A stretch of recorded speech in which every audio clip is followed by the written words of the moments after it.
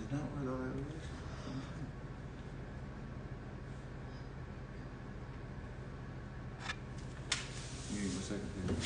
Hey guys, sorry we're late.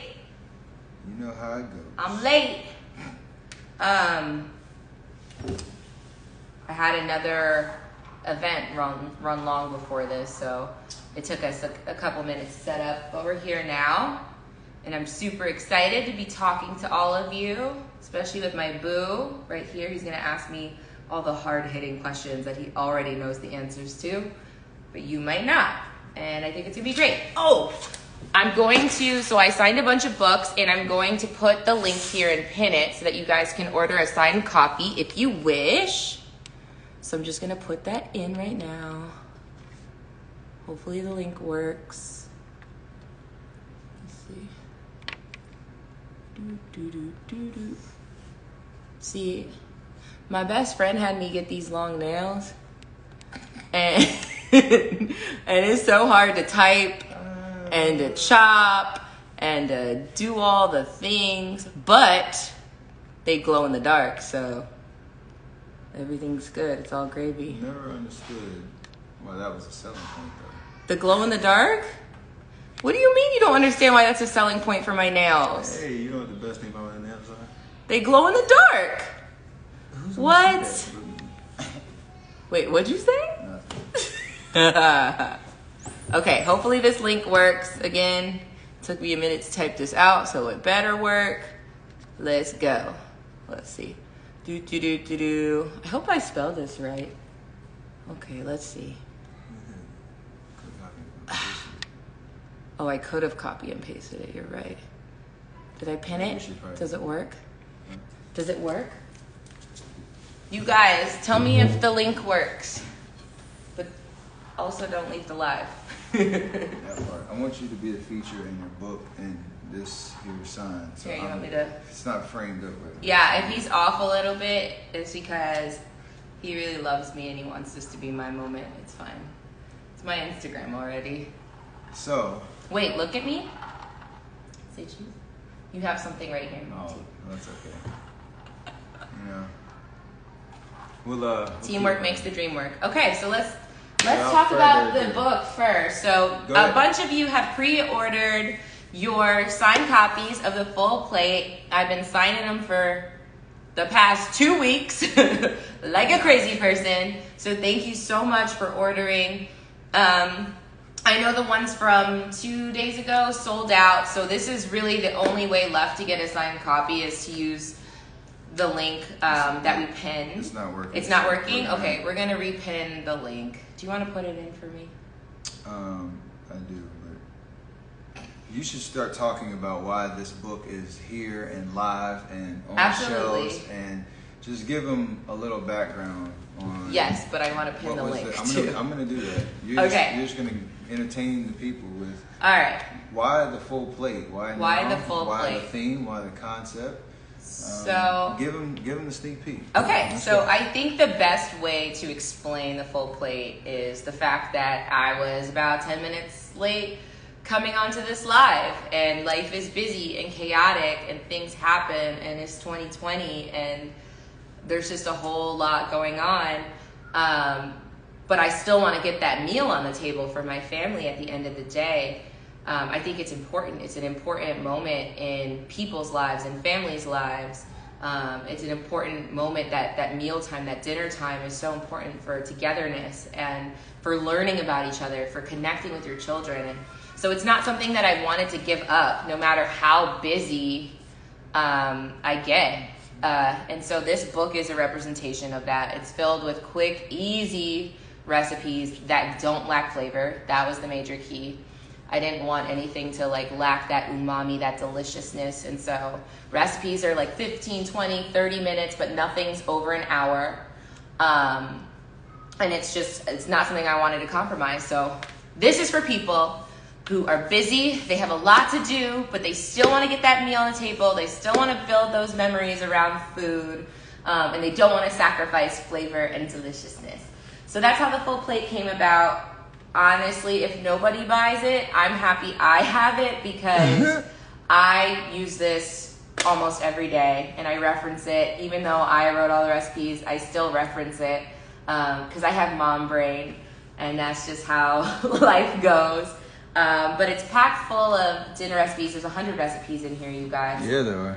I think what's exciting about it is that it starts out with bites and booze. Bites and booze. So it starts out with small, like nashi little snacks, and of course cocktails, because I feel like, you know, it's always nice to have a little cocktail, especially when you're cooking, when you're entertaining, enjoying yourself. And so we start out with that. I have classics in there, but I also have some amazing modern cocktails that I concocted and came up with.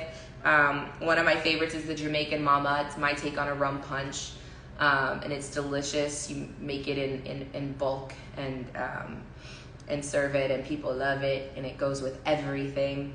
My spicy Serrano margarita. I love a good spicy marg, but this one's different in the fact that I boil the Serrano in the simple syrup and then blend it all together. So you have these delicious bits of spicy pepper throughout the margarita, but it's not too spicy. It's not overpowering. He's over here really I'm working this out. Thank you so much. Can you answer this question for me? Yeah, I'll answer a question. Oh, we're answering questions already? Yes. Okay. What is your favorite family meal that's also kid friendly in your cookbook? Just so you guys know which questions I'm answering, because you're not going to see them here on the live. We're going to get to answering some questions from the live here, but people submitted their questions that have already pre-ordered the books prior to this, and so we're going to get through those questions. So who asked that question? Who asked that question? Danielle from Livermore, California. Danielle from Livermore, California. Sounds like Wheel of Fortune. It does. Come on down. What was the question again? Family friendly, but also kid friendly meal. Oh, family friendly. I guess that's the same thing, but you know what I mean. Family friendly, kid friendly. So I love the pasta chapter for that. I think pasta's always a hit, especially with kids. It's a great way to sneak in vegetables and color into food. And one of my favorite ways, oh my gosh, it's sticking together because I've used it so much. One of my favorite ways to sneak that in is with the Rasta pasta in the cookbook. Guys, look at that. That is the Rasta pasta. It's so good. It's something my Auntie Donna, my best friend Train's mom, makes all the time. And I wanted to create my version of that in honor of her. And you sneak a ton of onion and bell pepper. There's curry powder. So you're having like all of these flavor bombs, but the kids still love it because it's a pasta dish. I get them to help me chop up the peppers, and ultimately that makes them want to try it because they feel like they've made the dish themselves. So I love that. All the pasta in here is pretty delicious. Roasted red pepper pasta, crab bucatini. I feel like you guys have seen me make that so much on here. That's one of my favorites as well. As you can probably tell, she knows her stuff. I do. She's very passionate about the book. There's no gimmicks here. No, not even that. It's not even that. I could literally got on here and asked one question and then just left and then came back 30 minutes later and she'd still be answering that question because she's going to hit on everything. I'm saying that to y'all because it's pretty awesome that you know that she put her as they say, put your foot in it. Yeah, I do. But I'm saying that to you because we got a lot of questions from a lot of fans, so I want to make sure you get to as many as you can. Let's answer some questions, babe. I want you to be able to give them all the information, all the tidbits, very specific. So Lynette from Santa Rosa said, "Is there a dish that you love to cook that your family isn't the biggest fan of?" That is a great question. Yes, there is a dish that I love to cook that my family isn't the biggest fan of. I wouldn't say fan of. That's a tough one because they generally like everything that I make. But I guess if I had to hit on one thing, the other night I made my pineapple fried rice on live, and I'm sure you guys have seen he like doesn't like hot pineapple on food, especially pizza. But I feel like he didn't quite process that there was pineapple in the pineapple fried rice, and he was eating it and came back for more. And so I feel like he just doesn't realize that he likes pineapple in his a good chef meals. Can make anybody like anything, right? That is so true because Chef Mina snuck foie gras into like a whipped thing, and I ate it, and I was like, I don't like foie gras. And then he served me something, and he was like, so you said you don't like foie, huh? Well, that was foie, and I liked it. All right. Karen from Great Neck, New York. Have you ever been to Great Neck, New York? I've never been to Great Neck, New York. Shout out to Great Neck, New York. What or who gave you the passion to cook? Ooh, what or who gave me the passion to cook? I would say the passion stemmed from my childhood of me literally binge watching Julia Childs and Emerald and Rachel Ray. I was the girl who like didn't watch the cartoons on a Saturday morning. I was watching Food Network or PBS and watching all of the food programming. And so my passion stemmed from there. And then besides that, when I got a little bit older in my teen years, I just realized how much it brought people together and how I could say I was cooking something and people would show up. And it was a relationship builder for me. I remember, I think, the day you asked me, if you hear crying, it's our son. But my mom's here, don't worry, he's not by himself. I remember the day we made it official, I made you some chicken. And so I feel like, it's just it's a great relationship builder. It works, you guys, it works. This is an either or question, I guess. Okay. Maybe elaborate a little bit. Chelsea from Saratoga, California says, Saratoga, California. Which book, Seasoned Life or The Full Plate, took longer to perfect? Ooh, definitely this guy took longer. Because with the first cookbook, The Seasoned Life, and I wish I had a copy so I could hold them up, but I didn't bring one with me. We're not home. With my first book, The Seasoned Life, those are recipes that I've been making since I was a kid, that my mom made, my grandma, like they were just in our life all the time. And with this book, this came with a little bit more ideation and creativity for me. And so it just took a little bit longer. Martina from College Park, Maryland. I don't know why I said it like College Park. Because I know exactly why you said it like that, because you're going to go College Park, Mama's Box. How do you grocery shop? Ooh. Oh. That's a good question. See, this is such a sign of the times question, because I used to actually physically go to the grocery store and get my groceries, and I would look at what was fresh and looked delicious and then build the menu and the weeks worth of groceries around that. But now, I'm not even gonna lie, I'm Instacarting groceries a lot.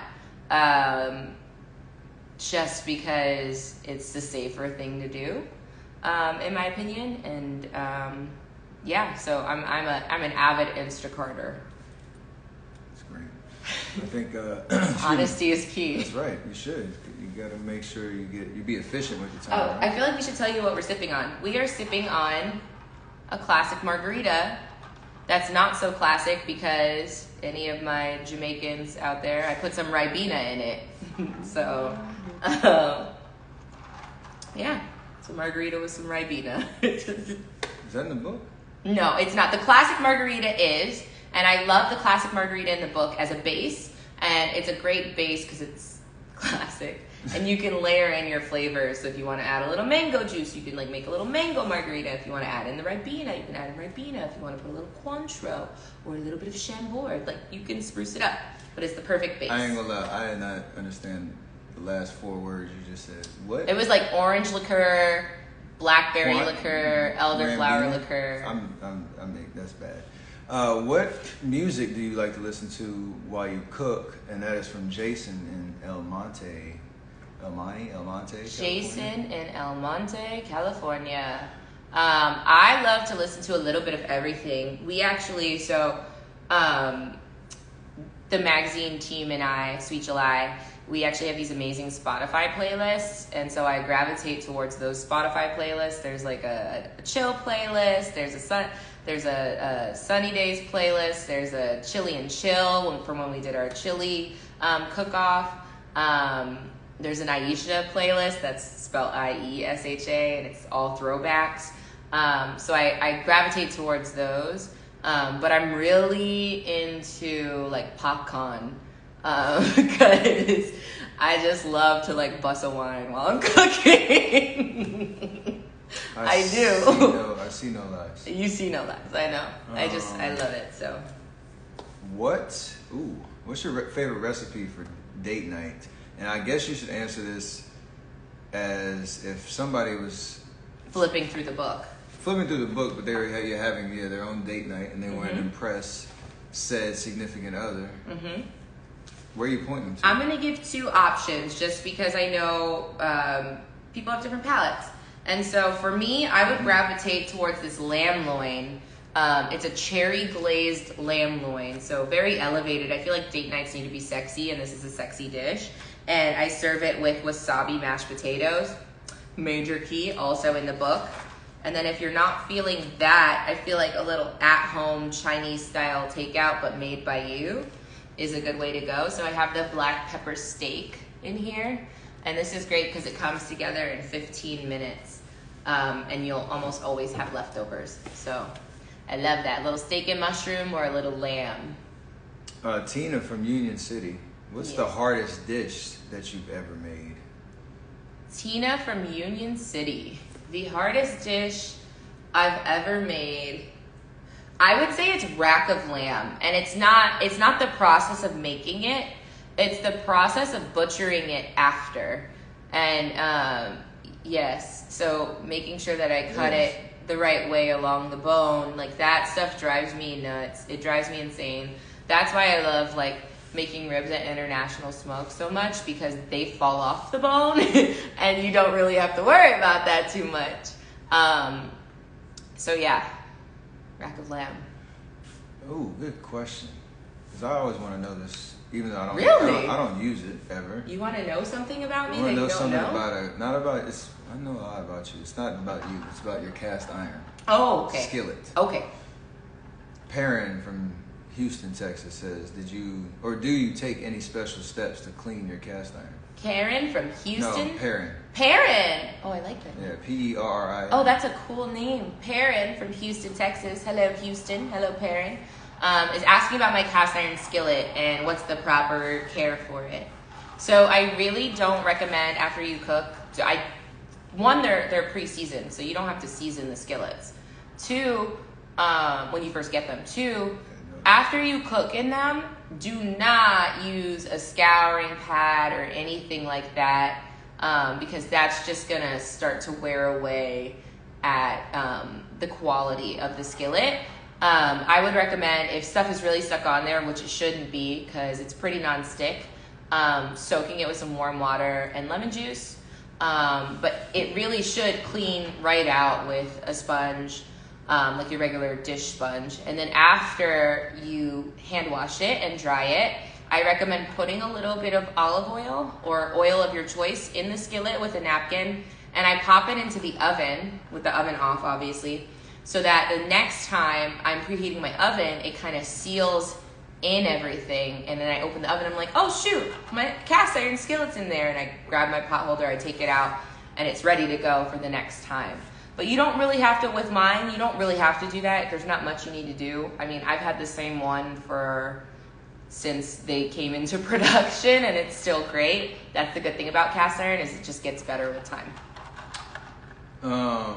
Interesting question in terms of, I didn't think about this perspective, but you can have a versatile cookbook with a lot of different recipes and kind of approaches to it. But Jenna from Phoenix, Arizona says, what is your advice for people that love cooking good food but cannot afford the best ingredients?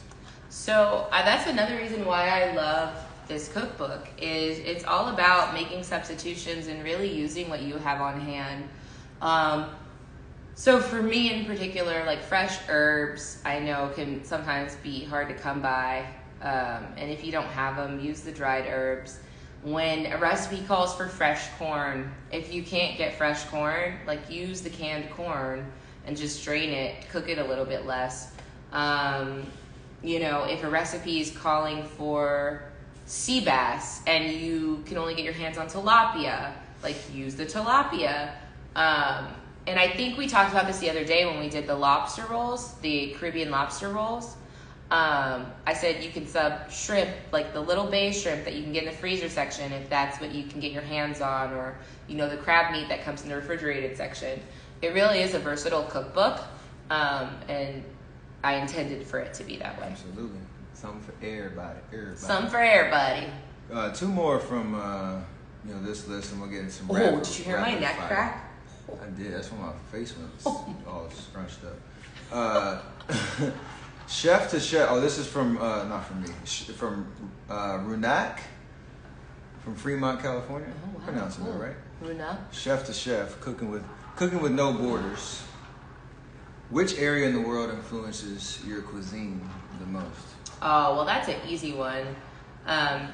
So if you didn't hear, the question was cooking with no borders. Which cuisine influences your cooking the most? So it's 100% Jamaica, and I feel like you guys probably know that. So if I couldn't, I guess I would take that out of the equation, right? Well, it's in your blood. So let's go with something that's not in your blood. It's in my blood. Although you are a melting pot, but let's still. I guess I would have to say Indian food. That's just because our name. No, it's not because of our name. I do use a lot of curry. I use a lot of cardamom. I use a lot of clove. I use a lot of cumin. So those are spices that I cannot stand you, honestly. But because it's like, what in the world? No.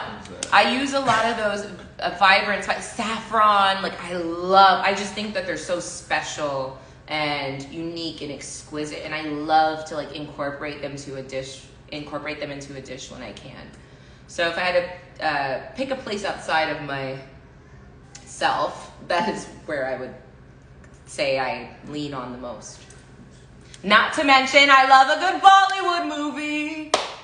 Love a good Bollywood movie. All right, last one. Kabi Kushi Kabi Gam. What? Is where did it go?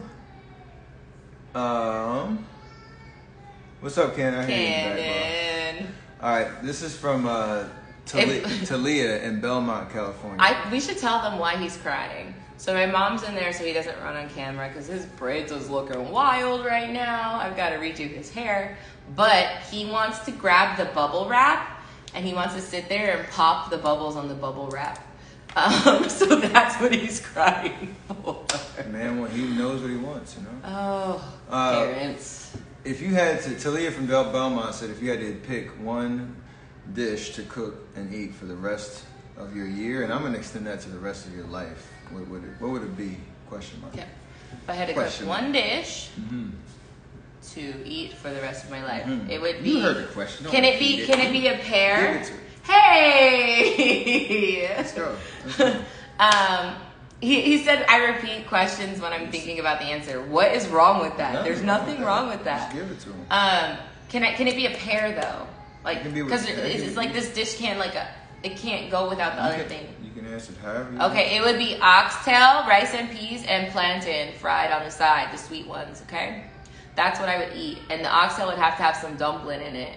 That's a hearty meal, and I think I could survive off of that for the rest of my life for sure. Love it.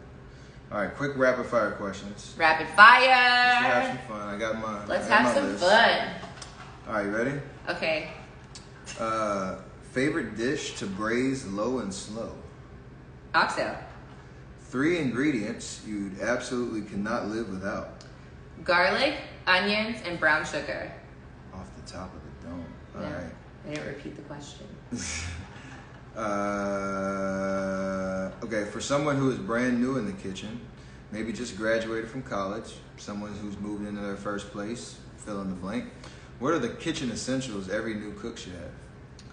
I would say a cast iron skillet, a stock pot, a Dutch oven, a fish spatula, and a chef's knife. And some extra storage space for that. I know you have a secret obsession for the British royal family. I do. Who is this question from? Oh, it's from you. I was like, how do they know that? You get to cook one dish from the full plate for the queen. What's the dish? Legit, I'm making the queen some Chinese 5-spice fried chicken with the honey drizzle. Don't laugh at me. Yes. I know for you, music and food go hand in hand. What's the artist / song that comes to mind for you when you think about the vibe of this book? That is a really good question. Oh gosh, that's a great question. She's gonna be hard for her because she doesn't ever remember the name of songs. But if it came Can I out, just pick Twist and Turn because that's my jam right now? that's beautiful. Because I feel like the cookbook just wants to dance and tease me. That's it. All right, 2 more for the people. Okay. Actually, 3 more. Let's say you go on Iron Chef America to compete in Ultimate Culinary Throwdown. That'd be fun. You can have 4 chefs join your team, either still with us or not. Who do you pick? Chef Michael Mina. Facts. Rachel Ray. I would pick Chef Dominique Cren. I would pick, you said 5? 4? I would pick Thomas Keller. And I would pick Kwame! Chef Kwame! Yes! Woo! We win. That's We're winning. We're winning. Star-studded event. If you could live anywhere in the world for a month and do nothing but learn how to cook the food of that region, where would that be? Say it again. If you could live anywhere for a month and do nothing but learn how to cook with the flair and the flavors and the culture of that region, where would that be? Thailand. Love that answer. Yeah, Thailand. All right, here we go. Last one. Full open, Canon chat. honest, open transparency here. You open up on you open up your your IG, and you see you were tagged in someone's video cooking a dish from the full plate. In an ultimate dream sequence scenario, An ultimate dream sequence. who would that person be? Ooh. Who do you want seeing cooking a recipe out of a full plate? Oh my gosh. I have the answer. Give it to him. Michelle Obama. Facts.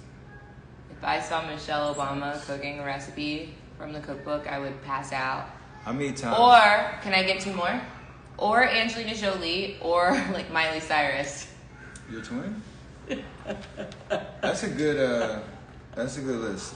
How many times would Michelle Obama, our beautiful first lady, tell people to vote while she was cooking? How many times can you say vote in 30 minutes? However many times it takes to get y'all to go and vote. That's what she do. She cooked that bomb meal. Absolutely. She used all 30 minutes to make sure people knew what was up. Absolutely. And go Vote, do their vote, part. vote, vote, vote. It sounds corny, but you gotta keep saying it over and over and over again. But just once. No. Yeah. We need just once. Just vote once. Oh, you. I got Do you. it the right way. I was confused. Do it the right way. Yeah. Don't say it once. I got you. Yeah. All leads up to that moment. Yeah. Is there anything else you want to leave the people? No, about I the think. full plate? I This think. is 4 years in the making. This is 4 years in the making, you guys, since the first book. I don't think, I put so much love into this. Thank you, baby. I just need you guys to understand. This is my baby. And I hope you guys love it. And I hope it gets messy and you guys write all over it and you just love it and it becomes your go-to.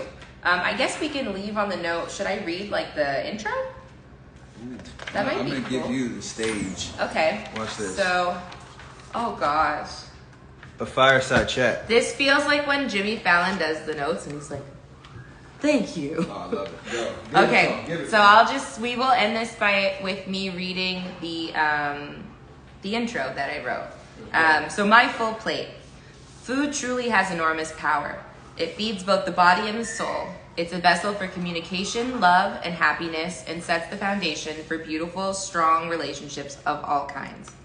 When I began writing my first cookbook, The Seasoned Life was so different. I should have added freaking in that. Life was so freaking different.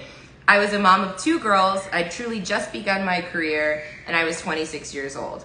I was never sleepy, never had too much to do, and always had the flexibility to cook whatever I wanted, whenever I wanted, without time constraints, unless it was game day. Mealtime to us these days definitely still looks like pouring a generous glass of wine while I cook, but the logistics are slightly different. I mean, we blinked and suddenly there were 3 children. That's 6 legs, 6 arms, 3 heads, 60 fingers and toes, by the grace of God, and 3 very different personalities who Stephen and I both love equally. I also began my journey as an entrepreneur, started my business sweet July, and opened 3 international smoke restaurant locations in 2 years. Needless to say, chaos did ensue. But it's the beautiful kind of chaos that if you replayed it in slow motion and put a string quartet behind it, could have the gravitas to coerce all people into having 3 bambinos. In the midst, we recommend it. It's a lot of fun. It is chaotic, but it's fun. Mm-hmm. In the midst of all of that, I still have this desire to nurture my family through food. That precious time together is not something I ever want to fall to the bottom of life's to-do list. But these days, I need recipes that are still full of life and flavor, but take a fraction of the time to make. I've tried to give you that throughout this cookbook.